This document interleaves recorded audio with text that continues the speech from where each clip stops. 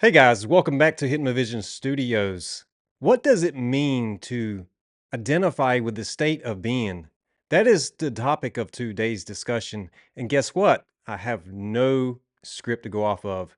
So everything is going to be rattled off the top of my mind. And most importantly, I want to point this out. When it comes to the inner workings of the mind, it can be like a prism, which means that all possibilities exist once you become aware. Now, some of you may already know that I'm a huge fan of Neville Goddard, the identified state of being as the wish fulfilled and living from the end, but also understanding the conscious awareness of already having. So that brings me to something else. Recently, I was listening to Bob Proctor. Again, some of you may know who that is, but there is a video of him where he's discussing that most people don't know who they are. And the follow-up question was, what do you mean most people don't know who they are? They know their name. I am Bob Proctor, for example. But as it turns out, that is just your name. That is how you identify. When somebody says that name, you respond to it. But what is the self-image or the mental image of yourself that you have built internally, as meaning how do you see yourself from the imagination, which does kind of like tie in this work that Neville Goddard's done, which is one of the reasons I'm a big fan of it. So today I want to share some things that I have personally learned over the last few years since really diving down these different rabbit holes. And Neville Goddard does talk about the identified state quite often. So, with no script, here we go. Let's dive right into this. If you can start to learn to filter out words in your self talk, you can start to change that mental picture or the self image you have of yourself and start to clarify, who am I and who wants to know? And that takes a little bit of inward self focus, being able to turn that attention back onto yourself. Now, Neville Goddard has in his books talked about how people are so preoccupied with mental conversations. Most people don't even have a conversation with themselves, much less a conversation with another person. Most of the time, people are talking at someone, not talking to them. And when they are listening, they are not listening to understand, they are simply just disassociating in that moment and then responding with whatever they are projecting. Now, this doesn't mean that people are bad inherently. This just simply means that a lot of people are not really present in the moment. So that brings me to being present. What does that even mean? I am present in this moment. We all are. But mentally, where are we? Mentally, we could be so far over here inside of our head, so far away from our physical body. No matter where your physical body is, mentally and through imagination, you can be off in another dimension. You could be ruminating about things of the past. And this really steals the present moment. So we can get so caught up in these mental conversations that we are literally burning our mental energy thinking about something that happened yesterday, last week, or some time ago in the past. So when the present moment is only now, the past doesn't exist and the future hasn't happened yet, and we are mentally unaware that we are just over here having an argument with X, Y, and Z over something that's already come and gone, are we really present? And Neville says that the present moment is always most opportune. That is being in the here and now. Now is the only time that exists. We are multidimensional beings. And yes, it seems kind of strange if you're hearing that for the first time. What really does that mean? What is dementia? Now, we know the medical term is dementia is a mind disease where we start to lose a lot of our cognitive abilities to think and process and understand. So, this is somewhat of a mental bandwidth. And when this starts to happen, think about the word dementia, dimensions of the mind. There are different layers of consciousness within ourselves, and most people are not aware of this. Even Neville Goddard's book, The Feeling is Secret, and The Power of Awareness, the terminology of magnetism is used in this. Feelings are magnetic and thoughts are electric. So, our dominant state that we identify with, even if we are unaware that we are identifying with it, just take an angry person, for example. You may have realized this before, and to be honest, I experienced this recently. Becoming agitated with something that happens in your daily life can put you into a state of being.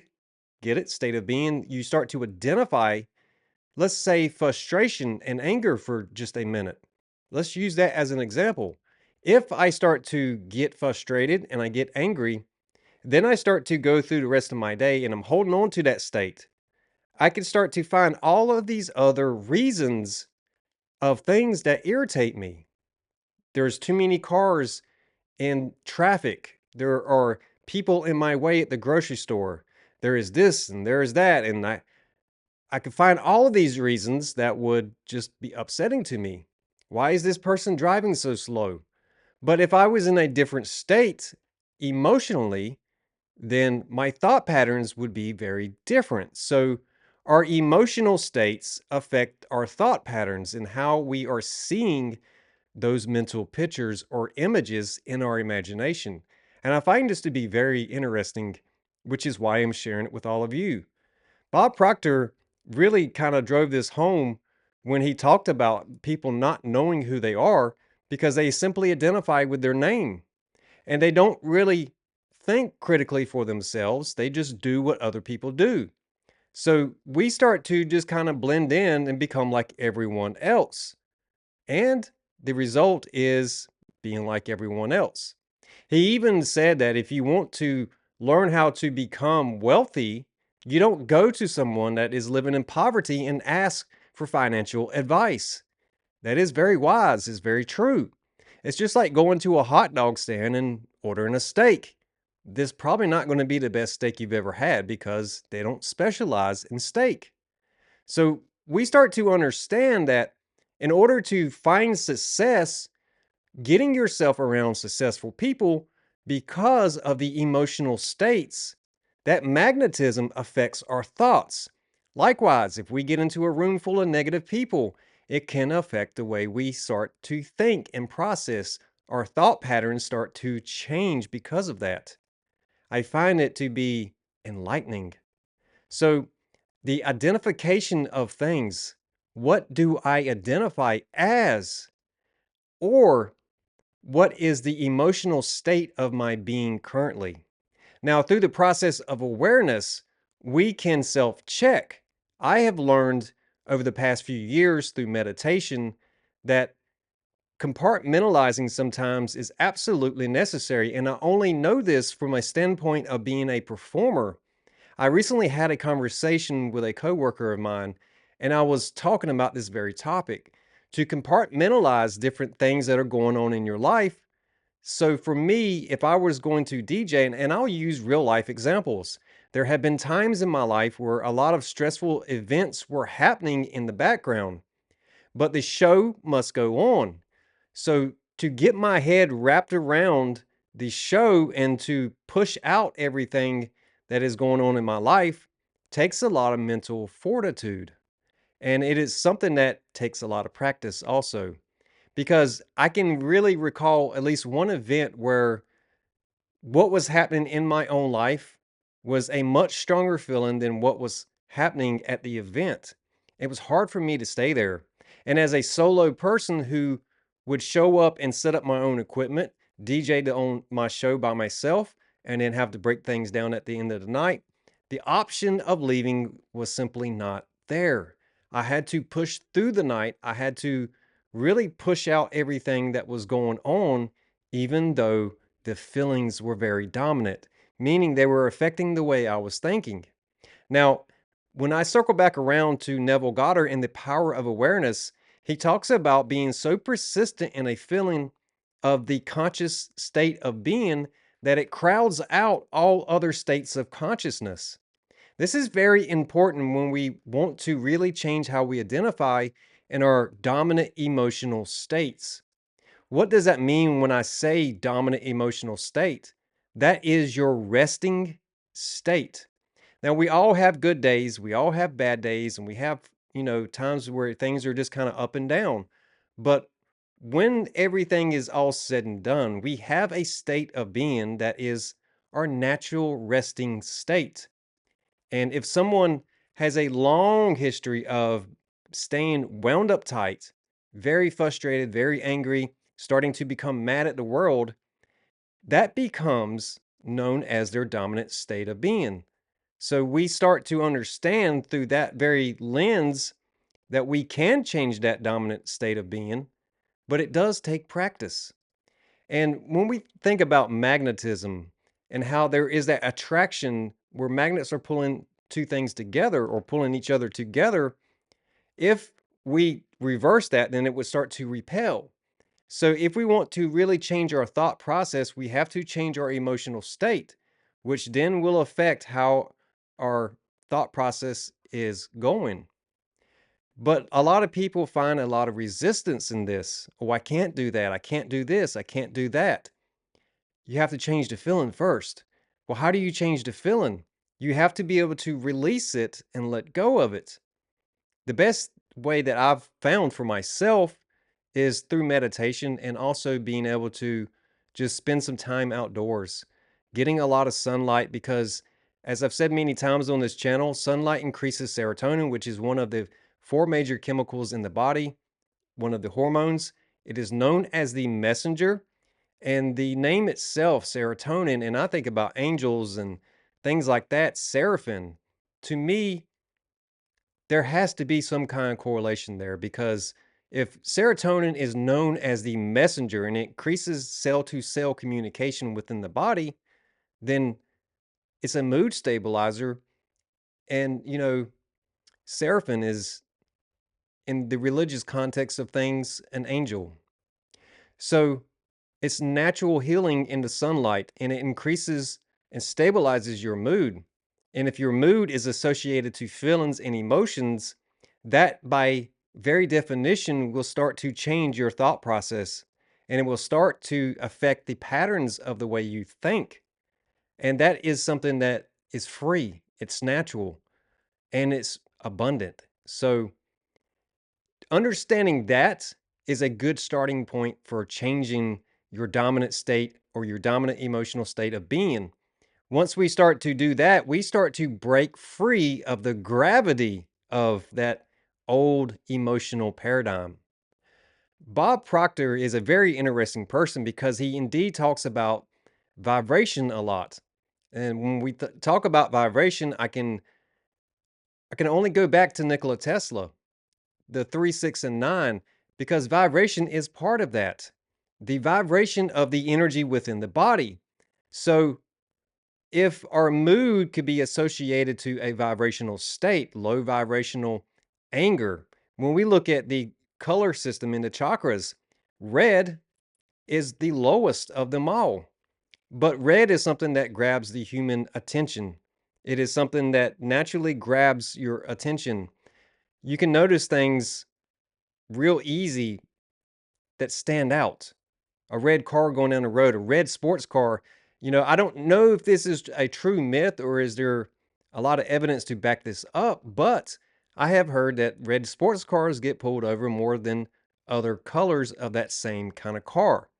It goes without saying that it stands out. And I think about the Matrix, the woman in the red dress.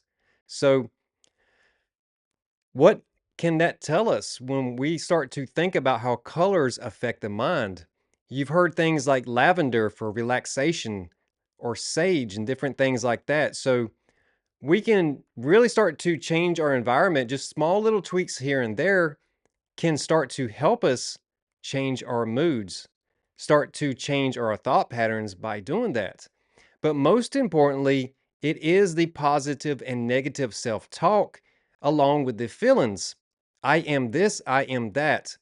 Learning to remove certain things from your speech and from your thought patterns also requires you to set boundaries. If you're at a point where you are still around people that you find that kind of pull you back into that old state of self, then setting boundaries is for your benefit. It's most important for your benefit if that is your desired outcome to change. Again, you don't go to a person in poverty to ask for financial advice. I didn't make this up. I actually heard Bob Proctor say this. And to be honest, he's probably not the first person that ever said that, but it is very true and is worth repeating. Now, the power of suggestion and allowing thoughts to go in like a seed. When we plant seeds in the ground, we don't dig the seed up every few days to see if it's growing. No, we actually plant the seed. We know that there's going to be a time period before that seed ever pops through the ground and starts to grow. We trust that Mother Nature is doing her work. We trust that the seed is growing. We give water and nurturing to the seed either by putting water on it or fertilizer, for example. And then we allow the sun and we allow nature to take its course. So if we use this as a metaphor, when we plant that thought into the soul of the body, we don't keep checking for validation every few minutes. Is it working? Is it working? So trusting the process and allowing things to flow sometimes means you have to learn to refocus and redirect your attention and just have that inner knowing that it's going to work out for you. How many of you remember doing write-offs in class when you're in elementary school? I will not talk in class. I will not talk in class. The more we repeat something, whether it's true or false, the more we start to believe something to be true. This really is something that can be found pretty easy throughout society. We can tell a lie or we can tell the truth, but either way, the more that it's repeated, the more that it becomes in our awareness. So this brings me to something else that I've learned over the past few years that I have found to be really helpful. And yes, even with the awareness of it, I still have to practice at it. No one is going to really knock this out of the park the first time. So when it comes to awareness, you know what you want and you start to affirm, you start to write affirmations, you start to practice through imagination, allowing yourself to feel it. As Neville says, to close out the five sensory input of the outside world and generate that feeling from the inside. And that is a big major key here. But the other part of that is if there is something that you don't like, and you keep telling yourself, I don't like this, I don't like that, and I don't like this. Let's just say three different things. The very fact that you keep saying to yourself that you don't like something, you are still giving attention to it. I know it's very mind-blowing because you know what you want and you know what you don't like. So the best thing to do, and quite the hardest thing to do initially, is to make that pivot and to redirect your attention. Now, just like gravity and magnetism, when you start to make that pivot, there is resistance.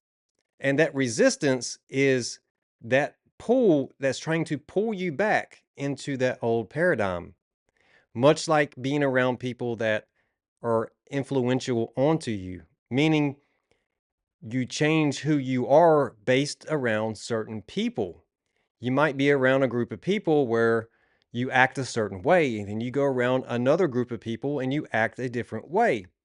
This is because, like the chameleon effect of trying to fit in. Bob Proctor even talked about this, for example, that most people, when they go to work, we can take any kind of field or any kind of career, for example, and people will start to just kind of do what other people are doing because they want to fit in. They don't want to stand out. If this person and that person over here is doing this and everything is just going okay for them, then I want to be just like them. But again, I remind you of that very saying, you don't go to someone who was broke and ask for financial advice. So sometimes taking risk to stand out is where you find the reward. no risk, no reward. Being different, being unique, and being who you feel internally is where the prophecy of becoming self fulfilled and learning to live from the end. So that brings me to the last point I want to make on this video.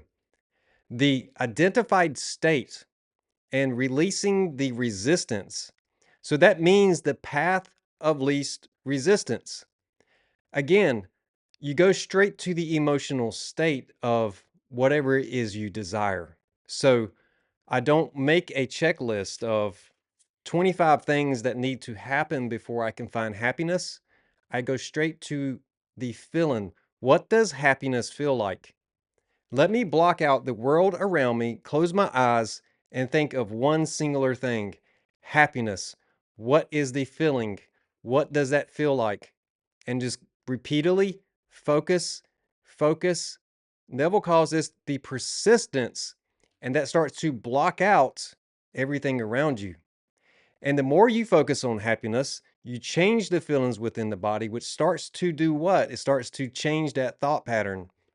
That is where you start to find those new mental pictures in your mind. It's very fascinating, guys. It's very true. I've been practicing this for 3 years now while building this channel, growing a brand, a clothing brand.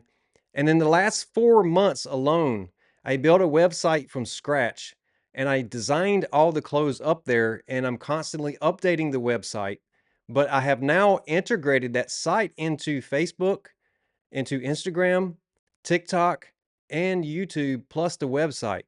So that name, just like repetition, the indexing of the internet and that name becoming more and more repetitive in the indexing means that it's going to start to show up more. And this is expansion, right? So that very process of getting the website built and then starting to branch it out means that now I have other forms of validation through Facebook, through Instagram, through TikTok, and different platforms that have now broadened my scope, broadened my reach, and increased my sales. So that's just a very small example, but it actually took me a lot longer from the moment of having the idea to actually taking the steps to build it. And that was simply because of clarifying exactly what it is, putting an exact amount on that. My first goal was to be able to give away $1 million. And by giving away $1 million, it doesn't mean I'm just going to go like Oprah Winfrey and just start throwing money in the air at people. No, that means helping people that really need it. And when it comes to this channel, my motivation, my why factor for this was not money first. It was being able to help people. And I sit in meditation, and through my imagination, I told myself that no matter how many views I get in the beginning, it is all about who hears the message and it finding the right people. From that point forward, everything started to grow.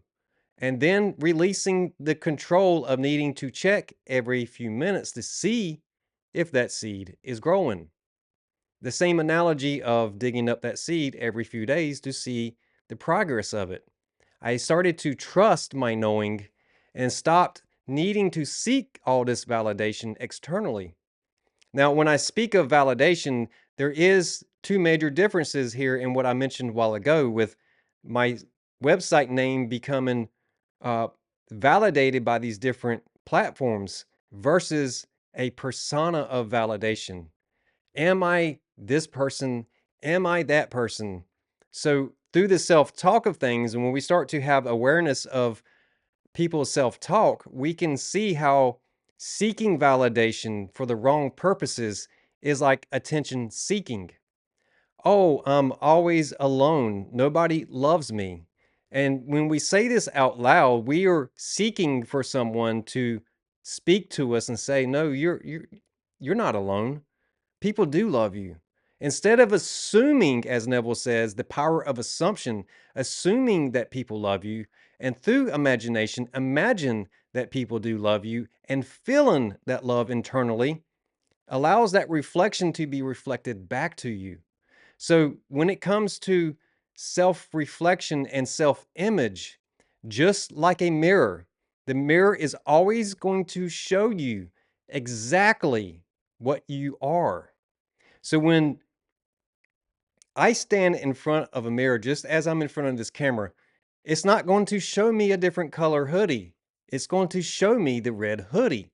And the only way for that to change is for me to change the hoodie. So Neville says there is no one for you to change on the outside, only yourself. And I find that to be very powerful. So that goes back to the identified state.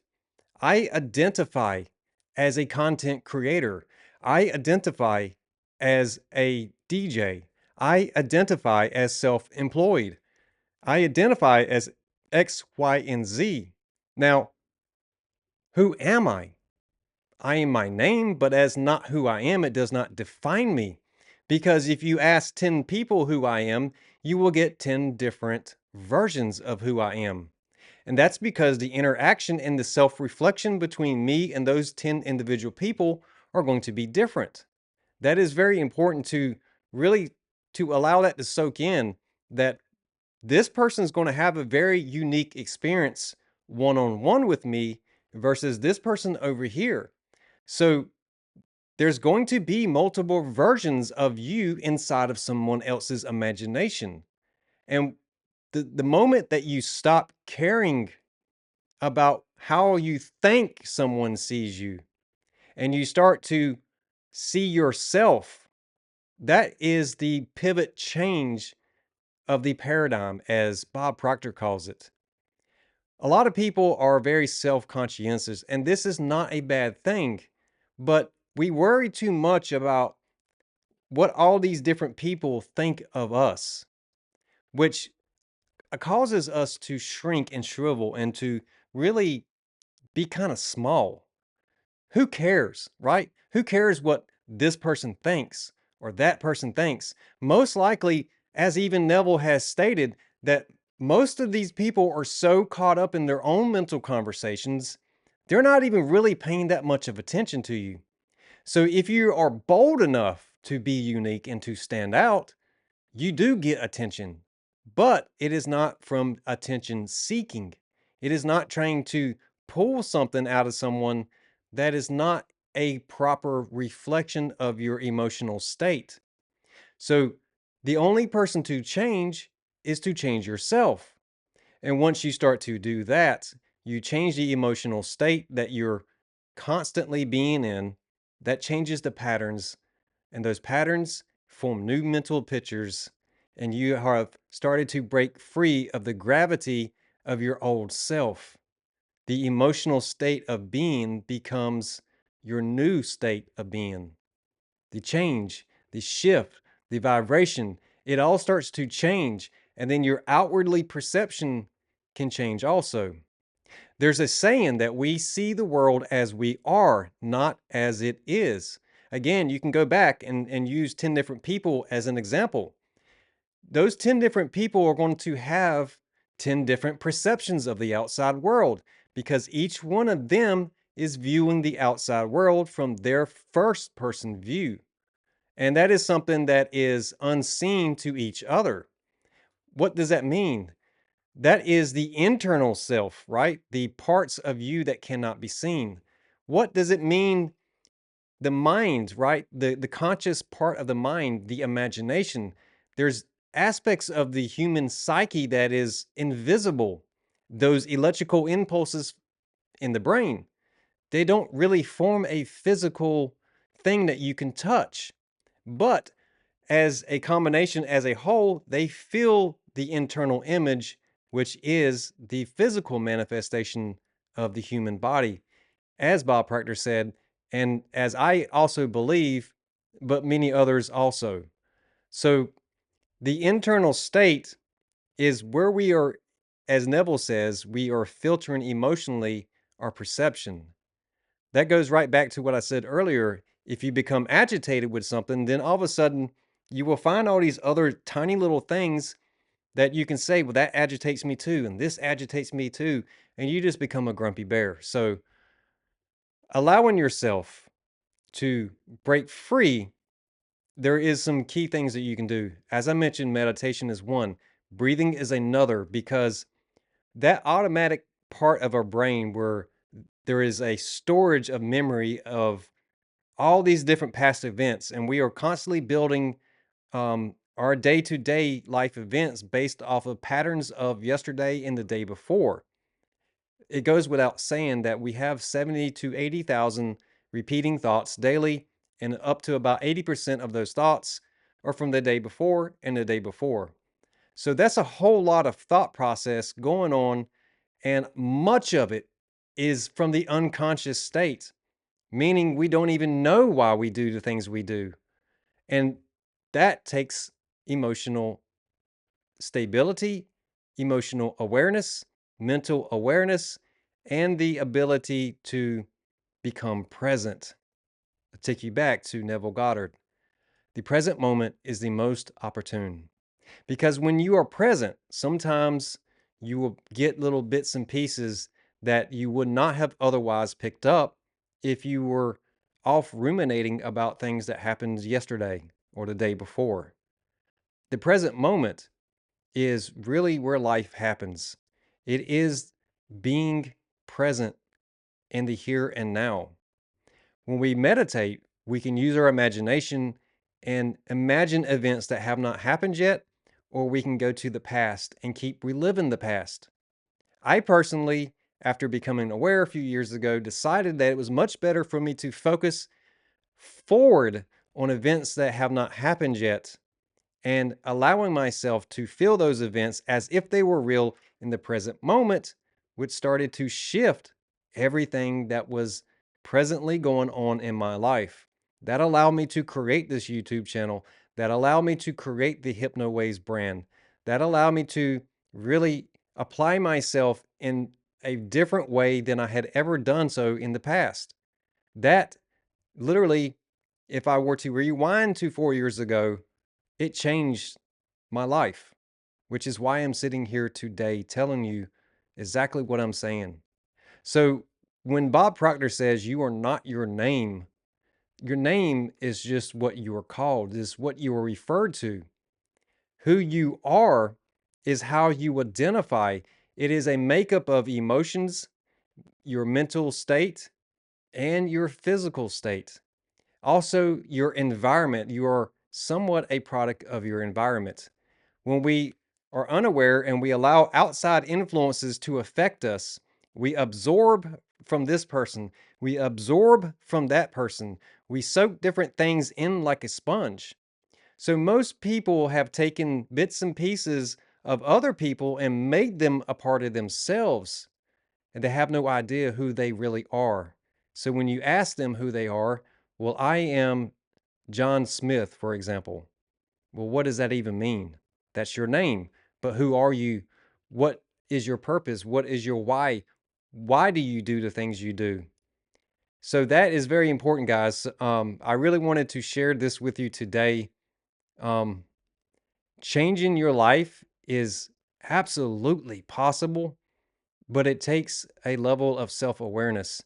And when it comes to self awareness, there is such a thing to me as being too self aware. That is when we start to get too self conscious, meaning we can be self paralyzed to the point that we can't function because we start to overanalyze every single thing. Well, why did this person say that? And then you have to go into this deep rabbit hole of trying to take that apart and try to find some kind of meaning in it. Sometimes through our own imagination, we create imaginary enemies. Sometimes we create imaginary things that we can say this is the reason why I can't do something. I blame the traffic on the reason for me being late, or I blame the person who drove my car for the reason that there is no gas when it's not even my car. So there are all kinds of places and events that we start to externalize and blame these things because it removes accountability for self. So, yes, being accountable for your own actions is part of being self-aware, because no one is going to be able to change you until you have the desire for change yourself. You have to be the change that you want to see in your life, which takes me back to Neville Goddard. There is no one to change but yourself. And the last part is, when you start to change, you may feel like other people around you have not changed. But even I experienced this myself.